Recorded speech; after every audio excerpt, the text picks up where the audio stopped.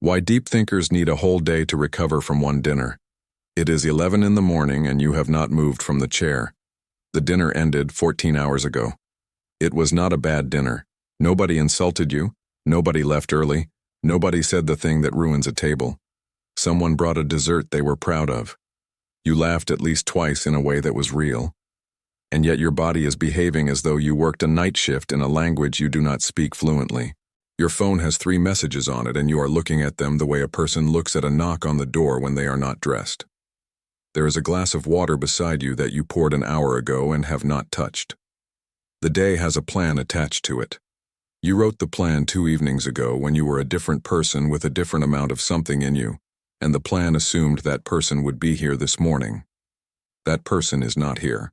What is here is a body that will move if you insist, and a mind that will produce sentences if you insist, and something underneath both of those that has gone completely flat and will not be argued with.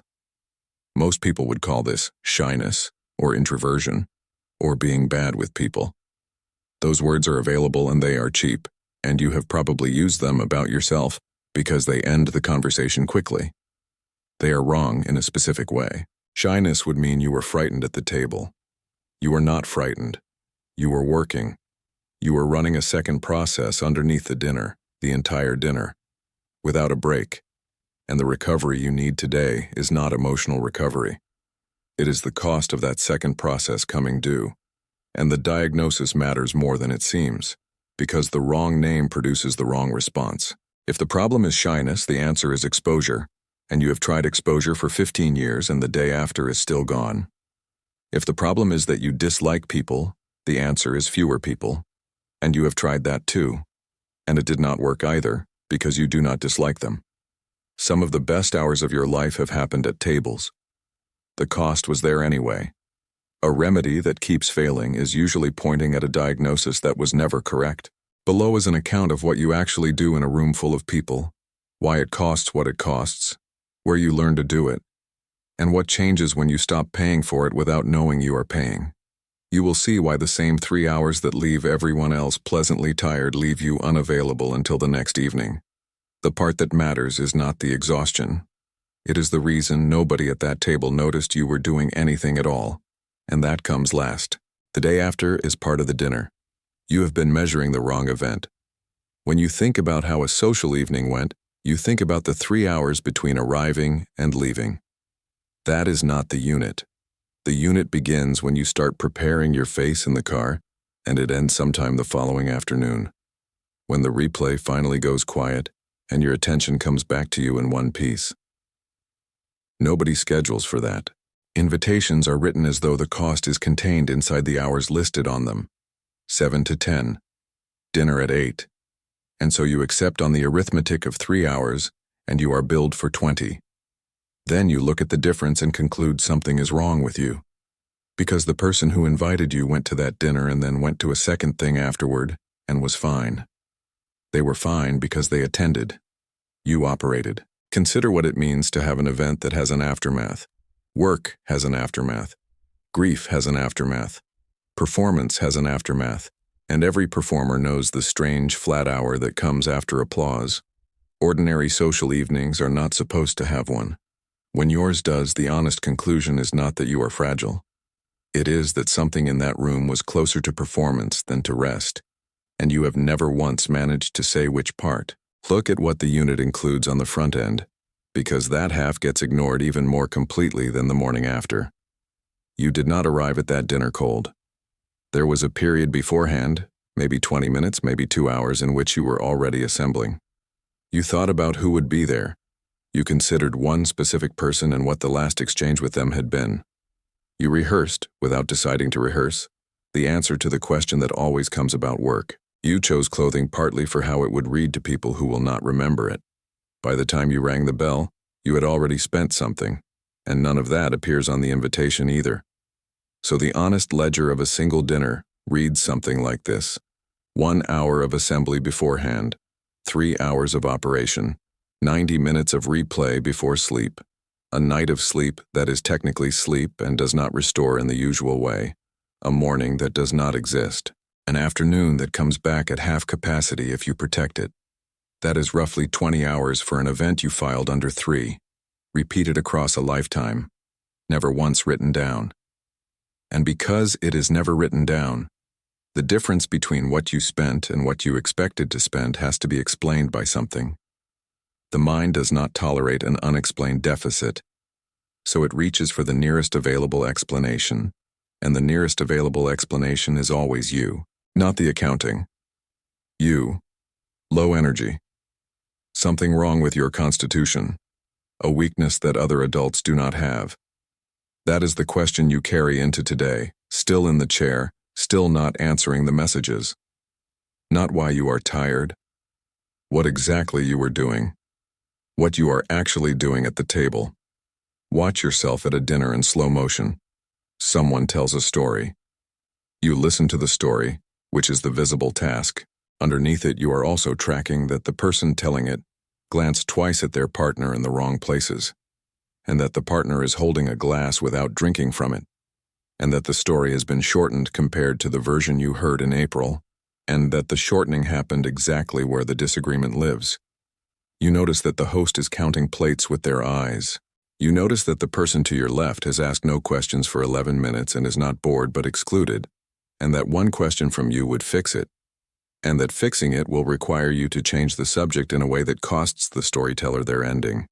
You do all of that while producing a face that says only, "What a good story." That is not listening. Listening is receiving one channel.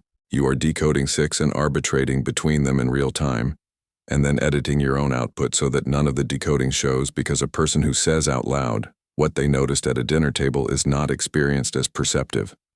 They are experienced as strange or as cruel or as someone who has been watching. Count the channels properly, because the number is the whole explanation. There is the content of what is being said. There is the tone it is being said in, which frequently disagrees with the content. There is the body of the speaker. There is the body of the person the speaker is really addressing, who is often not the person they are looking at. There is the history you hold, the version of this story from April, the argument from 2 years ago that everyone has agreed not to mention. There is the temperature of the table as a single object, which rises and falls and which you feel the way other people feel a draft. And there is your own output, which has to be composed, timed, and cleaned of everything you just processed. 7 channels, and the 7th is a censor. That is the part that costs the most and gets the least credit. It is not difficult to see that the shortened story was shortened. It is enormously difficult to see it, hold it, and then produce a completely ordinary face for 3 more hours while the knowledge sits there with nowhere to go.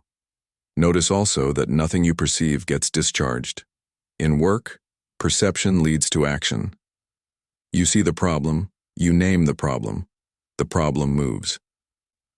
At a dinner table, almost nothing you perceive is sayable.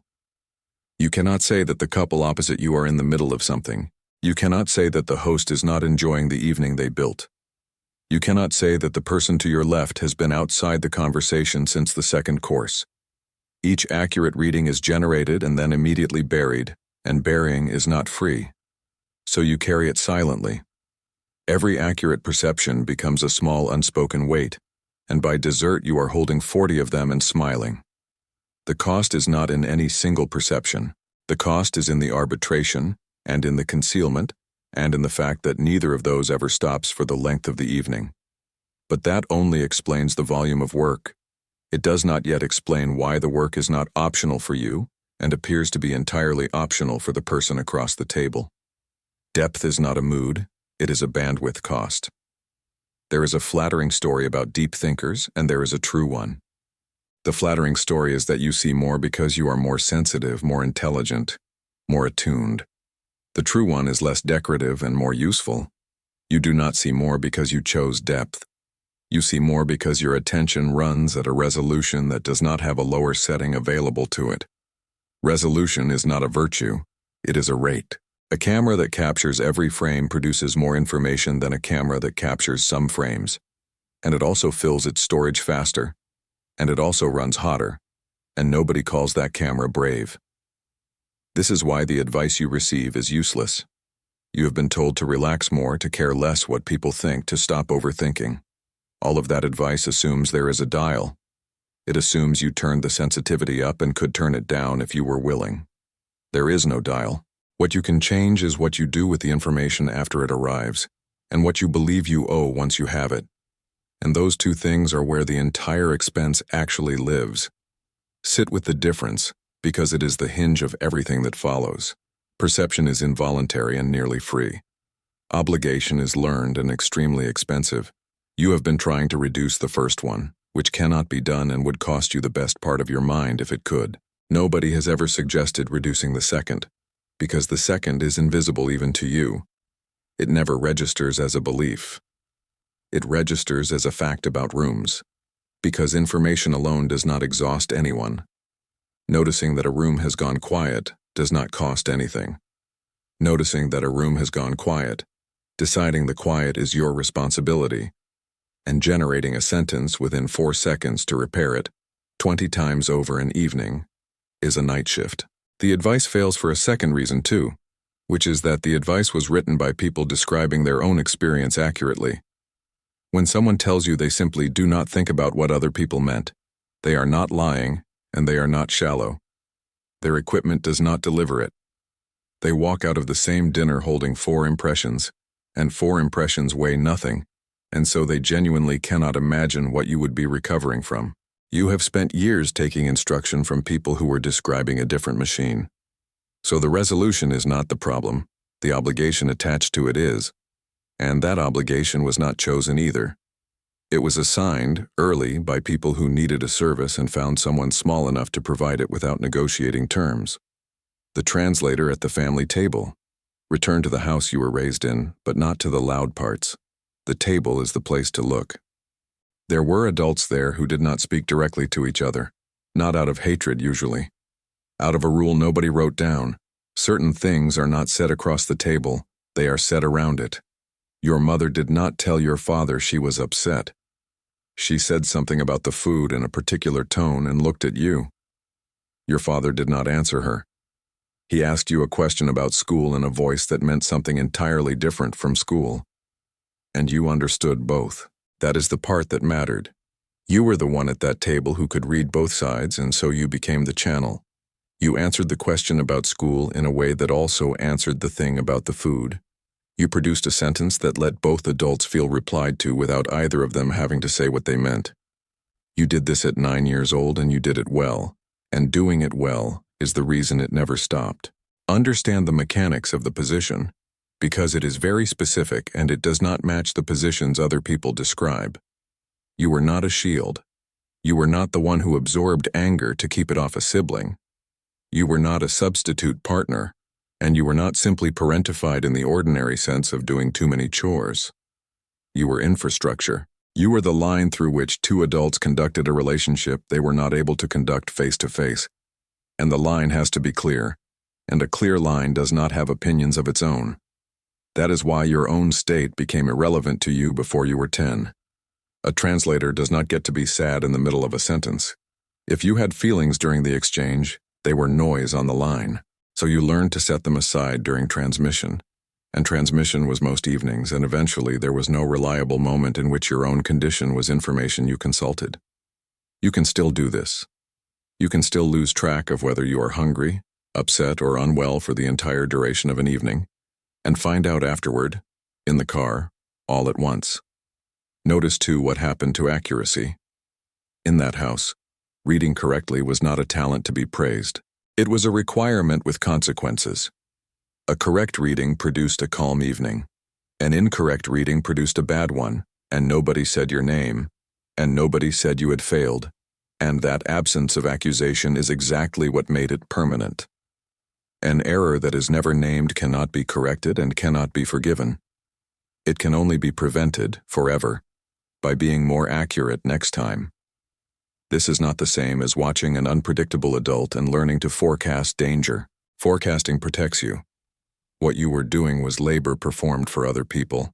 Your perception was not a shield. It was a service, and the household ran on it. When you read the room correctly, dinner went smoothly, and everyone was pleasant, and you were briefly indispensable. When you read it wrong, the evening went badly and nobody blamed you out loud, which was worse because it left the accounting to you. Something else was installed alongside the job, and that second thing is what makes the arrangement so hard to leave. Being the line was the only position in that house that came with standing. You were not powerful, but you were necessary, and necessary is very close to loved when you are 9 and cannot tell the difference. So the skill and the belonging arrived fused together. That fusion is still intact. It is why an evening in which nothing was required of you can leave you feeling faintly unnecessary, rather than rested. So here is what was installed: not fear of people. A job description. Presence in a room full of people means translating, mediating, repairing, and staying invisible while doing it. Never a guest. Always staff. You are still working that shift. The house is gone and the table has different people at it. And the job never got closed and no one at your current dinners knows that you clocked in. The surface is the expensive part. Now the real cost of the shallow conversation resolves. And it resolves in the opposite direction from what you were told. You were told that light conversation drains you because you crave depth and small talk is shallow. That is not it. Small talk is not shallow to you. That is precisely the problem. For most people, the sentence "How have you been?" is a handshake made of words. It carries no content and requires no processing. It is a sound that means the interaction has begun. You cannot receive it as a sound. You receive it as a question. And so you begin, involuntarily, to consider what "how have you been" actually means. Whether this person wants the true answer or the social one. How much of the true answer they can hold.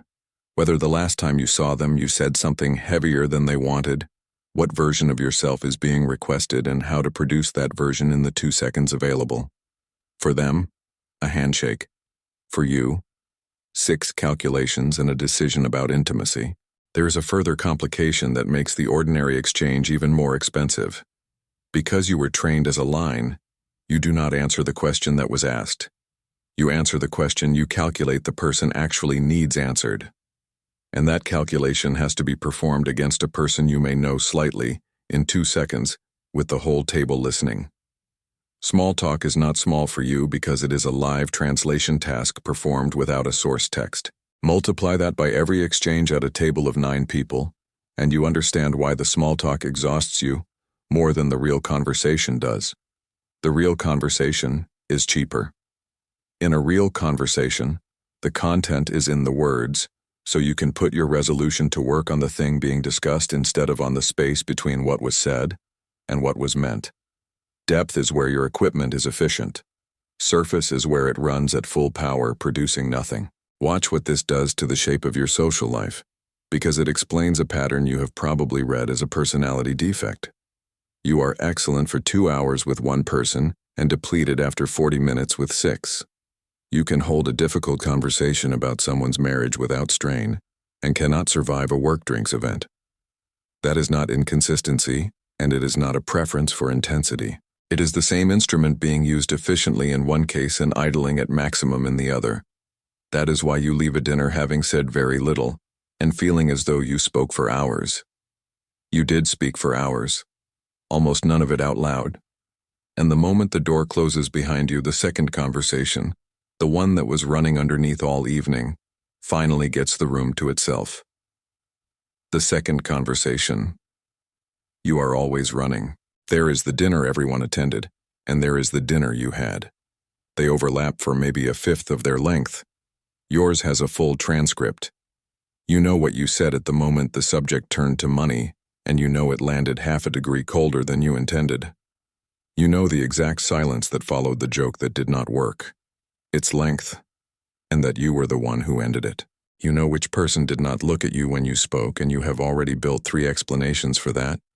And you know which of the 3 you believe at 11 in the morning the next day. Nobody else has this transcript. This is the loneliest fact in the whole arrangement. They have impressions. It was nice, we should do it again, the chicken was dry. You have a recording with timestamps and no one to compare it against, and so it cannot be corrected by reality. When a perception is never checked, it cannot be closed. It just runs. Understand why the transcript cannot be shared, because that is the actual trap. If you were to tell someone what you observed, in detail, you would be handing them evidence that they were being read all evening by a person who appeared to be simply eating. Nobody experiences that as flattering.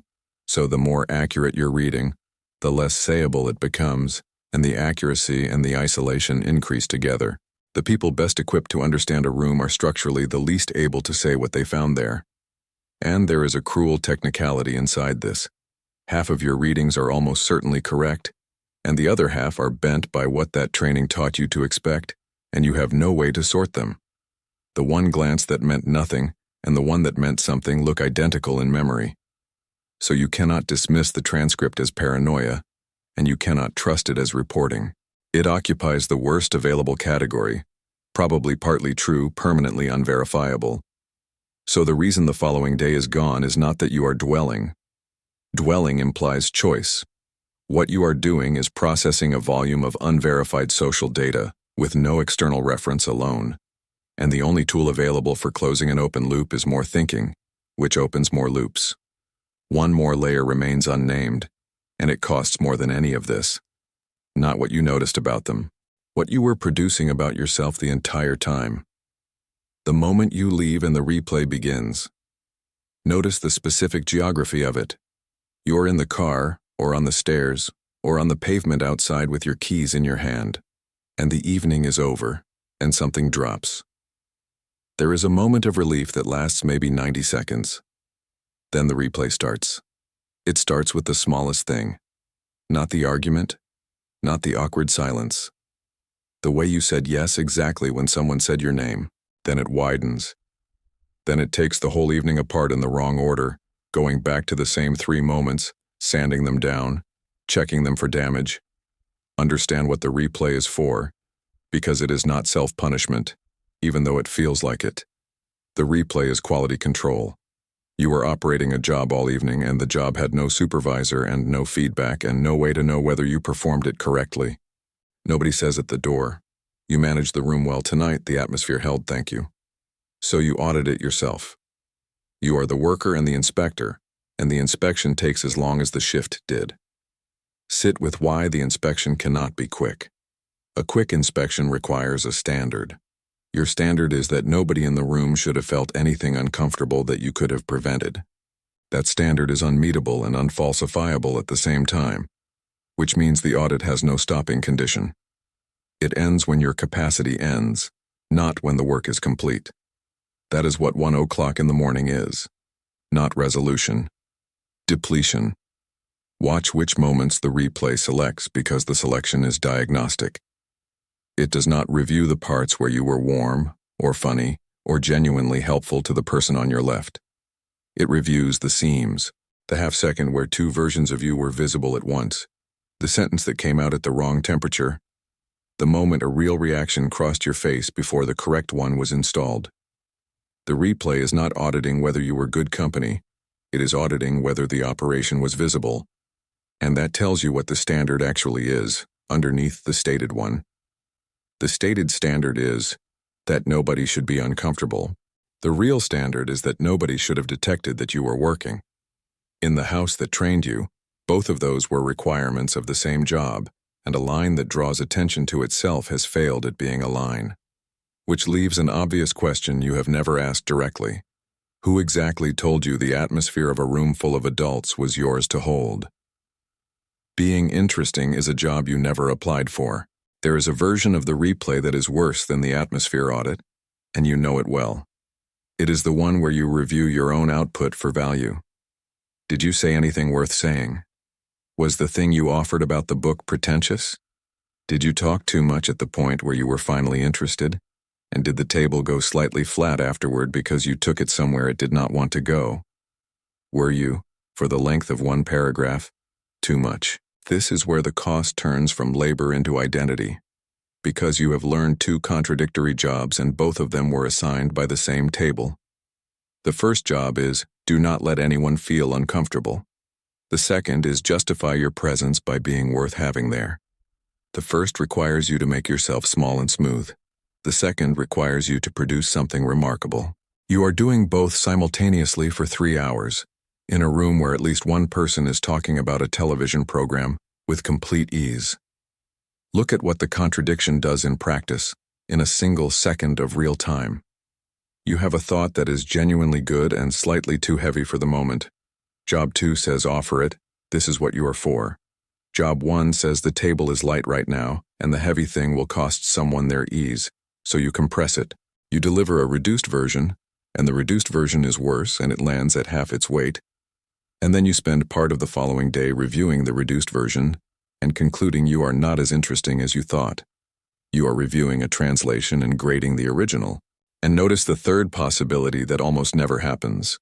Saying the thing at full size and letting the table be briefly uncomfortable and then normal again, which is what people with ease do constantly and recover from within a minute. That is the real arithmetic of the recovery day. Not one job, two opposed running at once, and the resolution to notice every moment either one is failing. And now the thing you would rather not look at. Some part of you keeps this arrangement because it is also the only place your perception has ever been valued. Being the one who reads the room made you necessary once. Letting that go does not feel like relief at first. It feels like becoming ordinary, and ordinary was never safe. The people who drain you are not draining anyone else. Here is the test that ends the question of whether it is you. Think of the person whose company costs you the most. Not the cruel one, the exhausting one, the one after whom you need to lie down. Now watch that person with somebody else. Watch them beside somebody who has never once in their life wondered what a pause meant. Nothing happens. They talk. It goes fine. They both leave unbothered. The difference is not that they are stronger than you. It is that they are not doing the work. That exhausting person leaves gaps, contradictions, unfinished sentences, small tensions, and moods with no explanation attached. Some people walk past all of it. You cannot walk past it, because you were raised in a house where walking past it had consequences, and so you pick it up and carry it and try to resolve it silently while nodding. Look closely at what the expensive people have in common, because it is not personality. It is unfinished output. They say something and leave it hanging. They give a mood without a cause. They contradict themselves within one paragraph and do not notice. They tell you a story that has a hole in the middle where a person should be. None of that is malicious. It is simply unresolved material, released into a room, and most rooms let it fall on the floor. You do not have a floor. Everything unresolved that enters your attention gets picked up and worked on, and the work happens whether or not you consent to it. So the exhausting person is not sending you more than they send anyone else. You are the only receiver in the room that processes everything it receives. They are not draining you. You are the only one at the table who agreed to do their unpaid processing, and you agreed at 9. So the exhausting people around you are not a category of person. They are a category of arrangement. And the arrangement is bilateral, and one of the two parties is you. And this is the first genuinely good news in this entire account, and also the most uncomfortable, because it removes the option of blaming them. But before the arrangement can change, one thing has to be understood correctly, or you will use the recovery day as evidence against yourself for the rest of your life. What recovery actually repairs?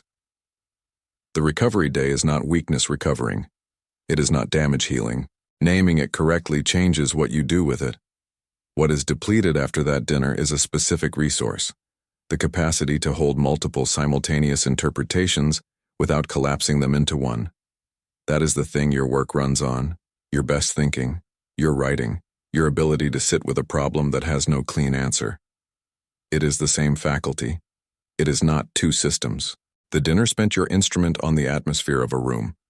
And now the instrument is out of tune, and this is why you cannot simply do something useful today. It is not that you lack willpower. The specific tool required is the one that was consumed. That is also why the depletion has such a distinctive texture. You are not sleepy. You could walk for an hour. You can perform tasks with a single correct answer without difficulty. What you cannot do is anything that requires holding two possibilities open at the same time, which includes most of your real work, and also includes deciding what to have for lunch, which is why that decision is strangely impossible today. So the day is not lost time, it is refill. And refill has a texture that you have been mislabeling as failure, low input, no faces, No decisions with other people in them, repetitive physical tasks, one thing at a time.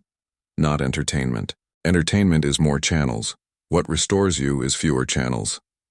Watch how consistently you get this wrong when you are depleted, because the error is almost automatic. Depleted, you reach for the phone, which is 900 faces, all of them requiring a small judgment. Or you reach for a series with an ensemble cast and overlapping motives, which is the dinner again with better lighting.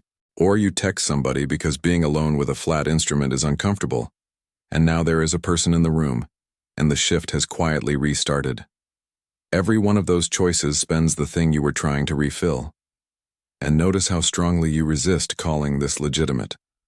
You will book the day after a wedding as a work day. You will accept 2 dinners in a row and be genuinely surprised on the 3rd morning. You plan as though the cost were not real, and then you meet the cost, and then you call the cost a character flaw, which raises the practical difficulty, the one that actually keeps this alive. The moment you begin to treat this cost as real, you have to say something about it to other people, and the sentence available for that has never worked. The cost of explaining your recovery. You have tried. The sentence comes out as I am tired, which is untrue enough to be useless, or as I need time alone, which lands as an accusation, or as the worst one, I am just introverted, which is a category you handed them so they would stop asking. Watch what happens to the true sentence when you attempt it. The true sentence is something like, being with people costs me a day. Said out loud, it sounds like a complaint about the people. It sounds like being with you costs me a day. So you do not say it. You say you are busy on Sunday and the lie is easier, and the lie also means the cost stays invisible, which means it never gets planned for, which means you keep accepting the 3rd dinner. There is a second failure mode, and it has probably burned you more than the first. Occasionally you do attempt the true sentence, usually with someone close, usually late, usually because you are already past capacity. And because you are past capacity, it comes out as an explanation of them rather than of you. You say something about how much of the evening you were holding, and they hear that they were being managed, and now the conversation is about whether you think they are difficult. You have not described a cost, you have disclosed surveillance, and there is a deeper reason you avoid it. In the house that trained you, naming what you noticed was the one forbidden move. Your entire function depended on the reading being silent. A translator who announces that they are translating breaks the arrangement that the adults required. So the prohibition is not social awkwardness. It is the oldest rule you have. Consider what this means. You cannot fix the cost by explaining it better, because explaining it is itself the hardest thing on the list. The route out does not run through the perfect sentence. It runs through the only thing you have never tried, which is going to the dinner without taking the job. Presence without surveillance. There is a state you have almost never occupied with other people, and it is not silence and it is not solitude. It is being in a room and receiving it without being responsible for it. This is not turning off your perception. That was never available. You will still see that the host is anxious about the plates and that 2 people have not spoken to each other all evening. The change is what happens in the second after the seeing. Currently, there is no gap between perception and obligation. You see the flat moment and you are already generating the repair. The whole practice is inserting 1 second there and using it to answer a question you have never asked at a table. Is this mine? Most of it is not. The 2 who are not speaking have 20 years of their own and were not waiting for you. The host who is anxious about the plates is having a normal feeling that does not require an intervention. The silence that fell after the joke belonged to 9 people and lasted 4 seconds and was noticed by 1. Follow that second closely, because everything happens inside it. The perception arrives, as it always will. Then instead of the automatic move to repair, there is a pause in which the material is simply allowed to belong to the person it came from. The tension between those 2 is theirs. The host's anxiety is the host's. The excluded person at your left is a real fact and possibly still worth a question from you, but as a choice you make, not as an alarm you answer. That distinction is the entire difference between a guest and staff. Staff respond to alarms. Guests make choices. The same action can come from either place, and the cost is not remotely the same. Watch what this frees. It is not that you become less perceptive, it is that the perception stops arriving with an invoice attached. You can notice the shortened story and simply find it interesting rather than becoming the department that resolves it. That is what everyone else at the table has been doing all along, and it is not shallowness. It is the correct relationship between seeing something and owning it. Expect the first attempts to feel wrong in a particular way, because the discomfort is predictable and it is not evidence of failure. There will be a flat moment at the table that you do not repair, and it will last 3 or 4 seconds, and those seconds will feel enormous. Then someone else will speak, because that is what happens in rooms, and the evening will continue without your intervention. That small, unbearable interval, survived a few times, is the whole re-education. And when the job is not being worked, the audit at 1 in the morning has nothing to audit. There is no shift to inspect. That is the actual mechanism by which the recovery day gets shorter, and it does get shorter, though not by trying to need less recovery. Dinner as something you attend, not operate. So the whole thing narrows to a question you can hold at the next table without anyone knowing you are holding it. Not how do I get better at people? Whose evening is this? The answer changes what depth is for. Right now your resolution is spent almost entirely on maintenance, on the atmosphere of rooms, on the comfort of people who are not aware of being maintained and did not ask to be. That is what leaves you in a chair at 11 in the morning. The same faculty, aimed at something that deserves it, is the best thing about you and costs a fraction as much, because ideas do not require you to hide the fact that you are thinking about them. Consider what has been paid for this over the years, because the total is larger than a series of ruined mornings. Invitations declined, not for lack of interest, but because the following day was already spoken for. Friendships that stayed at a comfortable distance because closeness meant more evenings and more evenings meant more days lost. Work that came out at 3/4 of its possible quality because the best part of your attention had been spent holding the temperature of somebody's dinner party. None of that was a personality. All of it was an unclosed job. You were 9 years old, and you took a job because the house needed one and nobody else was equipped. That was not a mistake. It was competence, used early, and it probably kept some evenings from going badly in ways you still cannot fully measure. You do not have to resent it. You only have to notice that the job was never yours, and that the household that required it does not exist anymore, and that nobody at your current table filed the request. The recovery day was never the symptom of something broken in you. It was the invoice for work performed on behalf of people who never knew they had hired you. You can stop translating and stay in the room. What has never been tested is who you are at a table when you are only a guest, and there is no way to find out from the chair.